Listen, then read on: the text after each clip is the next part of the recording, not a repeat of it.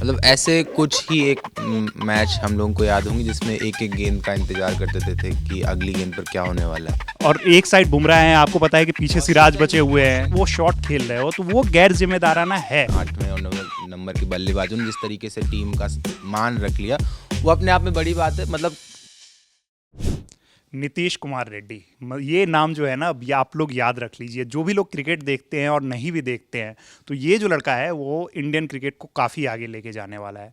और वो उसने आज की पारी से दिखा दिया है। क्या कमाल की पारी खेली है भाई, गजब। मतलब जितना कॉन्फिडेंट ये बंदा दिखाया ऑस्ट्रेलिया में, एकदम गजब कर दिया। और उसके बाद जिस तरीके से सेंचुरी उसने पूरी की है, और उस टाइम पे जो माहौल था, हमारे साथ हैं मुरारी भाई, उस टाइम का माहौल बताओ कि क्या रहा है। कि इतने दिन से टेस्ट क्रिकेट हम लोग देख रहे थे, टेस्ट क्रिकेट कह रहे थे।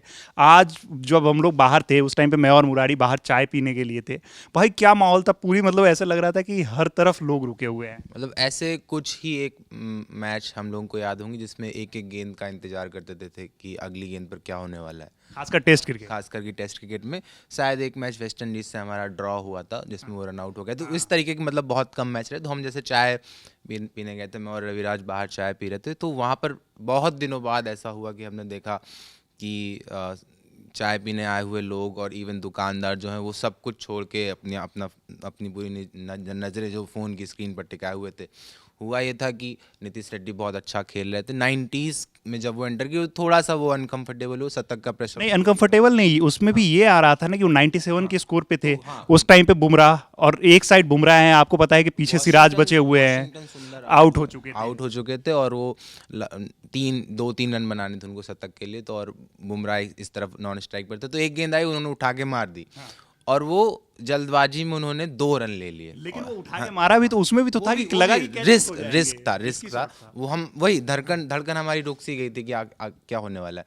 तो वो 2 रन ले लिए और अगले ओवर में बुमराह जो है वो स्ट्राइक पर आ गए और बॉलिंग करने आए ऑस्ट्रेलियाई कप्तान। यही धक धक हो रही थी कि भाई कहीं कहीं ऐसा ना हो कि एज वेज लग जाए। और जैसे तैसे बुमराह ने निकाली, लेकिन तीसरी गेंद जो हम सोच रहे थे वैसा हुआ, उनका एज लिया और वो स्लिप में कैच आउट हो गए।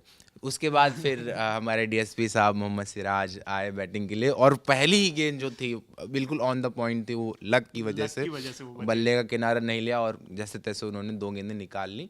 फिर अगले ओवर में नीतीश रेड्डी ने अपना शतक पूरा कर लिया। और वो दृश्य काफ़ी मतलब भावनात्मक थे, क्योंकि उनके स्टैंड्स में उनके पिताजी थे और उनकी आंखों से आंसू आ रहे थे। नीतीश रेड्डी की भी अगर आप कहानी जब पढ़ेंगे तो कई सारी जीवन में उतार चढ़ाव रहे हैं, और उनके साथ साथ उनके पिता ने, उनके और बाकी परिवार वालों ने भी बहुत मेहनत की है आज नीतीश रेड्डी को जहाँ पहुंचे वहाँ तक। बिल्कुल इस पे आएंगे। लेकिन जिस तरीके से सिराज वाला वो डिफेंस था भाई, मैं कमेंट पढ़ रहा था उस पे, लोग कह रहे हैं कि one of the best defence in test cricket. भाई मतलब उस बंदे ने जिस तरीके से, जितने कॉन्फिडेंटली उसको डिफेंस किया, गेंद वहीं पे एकदम रुक गई ऑन पॉइंट। जैसे लग रहा था कि कोई मैच्योर टेस्ट क्रिकेटर जो है वो उस गेंद को डिफेंस कर रहा है। सिराज जी का नाम पहले से ही प्रसिद्ध है कि वो सर विवियन रिचर्ड्स के स्टांस के साथ खेलते हैं। तो उस तरीके से मौज मस्ती की बात अलग, लेकिन जेन्युइन प्रेशर था उस समय सिराज के सिर पर भी। लगभग 80,000 से ज्यादा लोग हैं और अधिकतर आपको इंडियन। उसमें मैं एक कमेंटेटर को सुन रहा था, आप एक टीममेट की भावना से भी देखते ना कि एक जो आपका टीममेट जिसने पूरी थ्रू आउट मेहनत करके टीम को एक सम्मानजनक स्थिति में पहुंचाया, और वो अगर 1 रन से रह जाए तो जितना बुरा आपके टीममेट को लगेगा उतना ही बुरा आपको लगेगा। और अगर आपके ऊपर ब्लेम आ जाए कि नहीं, अगर एक गेंद बचा के खेल जाते तो शायद ऐसा नहीं होता। लेकिन भाई नीतीश रेड्डी की पारी को लेके क्या कहना चाहोगे? जिस तरीके से स्टार्ट हुआ आज का दिन, ऋषभ पंत एकदम, मतलब सुनील गावस्कर की कमेंट्री, मैं बहुत उससे सहमत हूँ, शायद आप भी सहमत होंगे कि क्या गैर जिम्मेदाराना शॉट था। और उन्होंने गंदा सुनाया है, और जरूरत थी। आप रोहित शर्मा को सुना रहे हो, विराट कोहली को सुना रहे हो, और वो मतलब उनको भी सुनाना डिजर्व होता है कि आप जो है सीनियर प्लेयर्स हैं। लेकिन ऋषभ पंत भी अब एक सीनियर प्लेयर है। मतलब अब उस लिहाज से वो कितना गलत सारे मौकों पर ऋषभ पंत का जो मतलब ये एक तरीके से क्रिकेट खेलने का एक जो तरीका, कई सारे मौक़ों पर उसने टीम को बहुत फ़ायदा पहुंचाया है। मतलब वो गावा का घमंड भी हम इसीलिए कह पाते हैं क्योंकि वहाँ पर ऋषभ पंत की वो पारी थी और वो आक्रामक रवैया था, और कई जगहों पर वो काम आया। लेकिन कई बार आपको थोड़ी सी मैच्योरिटी की ज़रूरत होती है। आक्रामक शॉट खेलना, अटैकिंग शॉट खेलना, अटैकिंग क्रिकेट खेलना एक दूसरी चीज़ है। आपने आगे निकल के शॉट खेला, उस पर आपको किसी ने कुछ नहीं कहा, आप अच्छा शॉट था। लेकिन इस सिचुएशन में ठीक है, ये 6 चला जाता, लोग कह सकते हैं कि 6 चला जाता तो सब इसकी तारीफ करते हैं, लेकिन टेस्ट क्रिकेट में जब आपकी टीम फॉलो ऑन के आसपास है, आप फंसे हुए हो, लग रहा है कि आपकी टीम जो चली जाएगी, उसके बाद अगर आप वो शॉट खेल रहे हो तो वो गैर जिम्मेदाराना है। भले ही वो 6 चली जाए तब भी वो गैर जिम्मेदाराना है। आपने एक गेंद पहले वो ट्राई किया, लेकिन अगली गेंद पे वो उस टाइम भी आप बचे, अगली गेंद पे फिर आपने वो किया और आप उस चीज़ में फंसे, और उसके बाद रविंद्र जडेजा भी आउट हुए। लेकिन उसके बाद जिस तरीके से वॉशिंगटन सुंदर, जो एक बार पहले भी हमें बचा चुके हैं, पिछली सीरीज में भी वॉशिंगटन सुंदर ऑस्ट्रेलिया में हाँ, पिछली 60 बार रन हमें की जो बचा पारी चुके थे, खेली बिल्कुल। थी उन्होंने, और वो उन वहीं दोनों पे की पार्टनरशिप पे क्या हाँ, कहना चाहिए?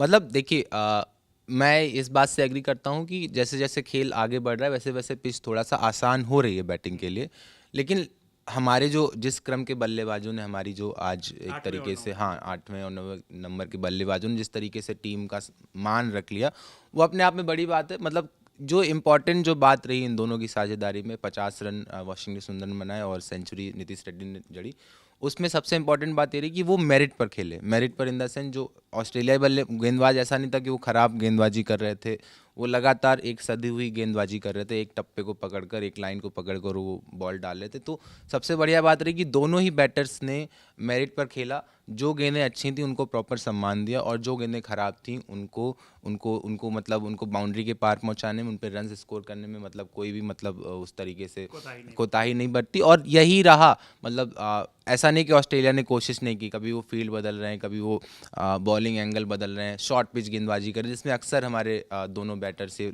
लगातार फंसते रहे, खासकर नीतीश रेड्डी थोड़ा सा अनकंफर्टेबल नज़र आते हैं शॉर्ट बॉल्स के खिलाफ, तो उनके खिलाफ गेंदबाजी की। लेकिन वही जो मैंने कहा कि जो टेस्ट क्रिकेट की जो खूबी होती है कि आप मेरिट पर खेलते हैं, आप हर गेंद पर आड़ा तिरछा बैट नहीं चलाते हैं, उन्होंने मेरिट पर खेला और प्रोग्रेशन किया। और एक समय जो हमें लग रहा था कि टीम शायद फॉलो ऑन भी नहीं बचा पाएगी, अब देखिए अब वो 116 रन की सिर्फ लीड बची हुई ऑस्ट्रेलिया के पास, और बहुत पॉसिबल है कि कल जब सुबह आधा घंटा पहले जब खेल चालू होगा तो शायद इसमें कुछ रन और जुड़ेंगे, और यहाँ से तीनों रिजल्ट अब हमें पॉसिबल दिख रहे हैं कि यहाँ से ऑस्ट्रेलिया भी जीत सकती है, इंडिया भी जीत सकती है, मैच ड्रॉ भी हो सकता है। तो पहले इस तरीके से नहीं दिख रहा था, पहले एक मैच जो था वो ऑस्ट्रेलिया की तरफ बहुत ज़्यादा झुका हुआ था, अब कहीं से हमें थोड़ा सा वो दिख रहा है कि अगर हम 80 या 70-80 रन की लीड के पीछे भी रह जाते हैं और ऑस्ट्रेलिया को 150 रन पे अगर हम समेट देते हैं, तो हमारे पास एक प्रॉपर एक मतलब चांस होगा कि हम इस मैच को जीत के सीरीज में बढ़ा बिल्कुल। और इस सब के पीछे दो रीजन, आज सबसे बड़े दो रीजन रहे हैं। एक नीतीश कुमार रेड्डी, जिनकी जो पारी है वो कमाल की रही है और वो अभी भी नॉट आउट है, और दूसरे वॉशिंगटन सुंदर जिन्होंने 50 लगाई, 50 रन की उन्होंने पारी खेली और कंटिन्यू, मतलब उन्होंने भी जितने अच्छे तरीके से आज वो अपनी इनिंग को खेला है, अपनी इनिंग को बिल्ड किया है, एक प्रेशर सिचुएशन में जहाँ 80,000 लोग हैं वहाँ पे आपने जिस तरीके से अपनी पारी को बिल्ड किया और आगे लेके गए, वो दोनों कमाल की रही है। लेकिन मुरारी, एक और चीज़ जो हमें देखने को है कि हमारे सीनियर प्लेयर्स वो बैटिंग कर रहे थे, कितने अनकंफर्टेबल दिख रहे थे। यहाँ पे आज देख लो कि पिच में मतलब ऐसी भी नहीं है कि कोई बहुत ज़्यादा, कल की और आज की पिच में बहुत ज़्यादा कुछ डिफरेंस नहीं नज़र आया है। वो उसी तरीके से, हाँ एक चीज़ हो सकती है कि उनके बॉलर्स थोड़े थके होंगे, लेकिन ये चीज़ है कि कितने आराम से ये लोग खेल रहे हैं, और वहाँ पे अधिकतर प्लेयर्स हमारे जो है गैर जिम्मेदाराना शॉट खेल के आउट हुए हैं, और ये पूरी सीरीज के दौरान देखने को मिले। आप नीतीश रेड्डी की बात करूं, वो आपके टॉप स्कोरर है इस सीरीज में, 274 के अराउंड आप रन है, 8वें नंबर पे आके शतक लगाने वाले ऑस्ट्रेलिया में पहले बैट्समैन हो गए हैं वो। सचिन तेंदुलकर और ऋषभ पंत के बाद वो यंगेस्ट बैट्समैन है। तो जो एक बंदा हर मैच में आपको दिखा रहा है कि मैं इस तरीके से खेल सकता हूँ, वॉशिंगटन सुंदर, जिनके लाने पे आप सवाल उठाए जा रहे थे, भाई दोनों के आने पे सवाल उठ रहे थे कि ये दोनों प्लेयर्स को टीम में क्यों लाया गया है, इस पे बहुत सारे क्रिकेट एक्सपर्ट्स ने भी सवाल उठाए हैं। लेकिन आज इन्हीं दोनों बंदों ने आपको ऐसी सिचुएशन में ला दिया है कि जहां से आपकी टीम हार रही थी, लगभग हार चुकी थी, वहां से अब इस सिचुएशन में आ चुकी है कि मैच बचाना तो छोड़िए, जीत भी सकती है अगर ऑस्ट्रेलिया को जल्दी आउट कर दिया। तो ये सीनियर प्लेयर्स के साथ क्या हो रहा है, उनको क्या मतलब क्यों इतने प्रेशर में खेल रहे हैं, या फिर किस तरीके की गलतियां उनसे हो रही हैं? हमने पिछले कई सारे वीडियोस में इस पर बात की है, खासकर जो टीम के सीनियर्स प्लेयर्स हैं, रोहित शर्मा, विराट कोहली, है ना, इन दोनों प्लेयर्स की खासकर बात हो रही है कि विराट कोहली लगातार ऑफ स्टंप के बाहर जाती गेंद कुछ मतलब अपने आप को रोक नहीं पा रहे हैं कि वो उस गेंद पर बल्ला लग जाता है और वो गेंद पीछे आउट हो जाते हैं।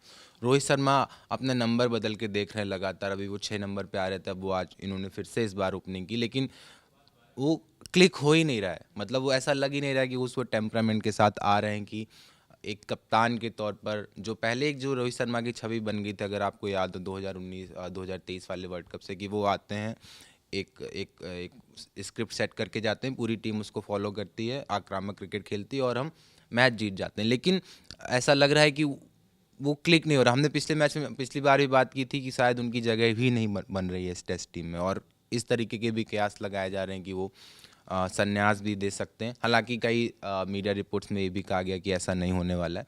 तो जाहिर है कि वो टेम्परामेंट की कमी मतलब वो दिख रही है। मतलब ऐसा लगता है कि जिन लोगों को टीम में जगह चाहिए वो अपनी पूरी जी जान लगा के वो खेल रहे हैं कि उन्हें कुछ करके दिखाना है। वहीं दूसरी तरफ ऐसा जिनको ऐसा लग रहा है कि उनको उनका कोई कुछ नहीं कर सकता, वो चाहे खेलें, अच्छा खेलें, ख़राब खेलें, टीम में उनकी जगह कहीं नहीं बिगड़ने वाली, तो वो बहुत ही कंफर्ट जोन में एक तरीके से चले गए हैं। और ये कंफर्ट जोन जो है वो कहीं ना कहीं टीम इंडिया पे भारी पड़ती हुई दिख रही है। अब बताते चले कि यहाँ जो है नीतीश रेड्डी आज का जो खेल है, क्योंकि वो उनका सेंचुरी जैसे ही पूरा हुआ उसके बाद क्या है कि बैड लाइट वाली सिचुएशन थी तो गेम को रोका गया, और अब ये जो गेम है तीसरे दिन का ख़त्म हो चुका है। टीम इंडिया कंफर्टेबल पोजीशन में अब पहुंच चुकी है।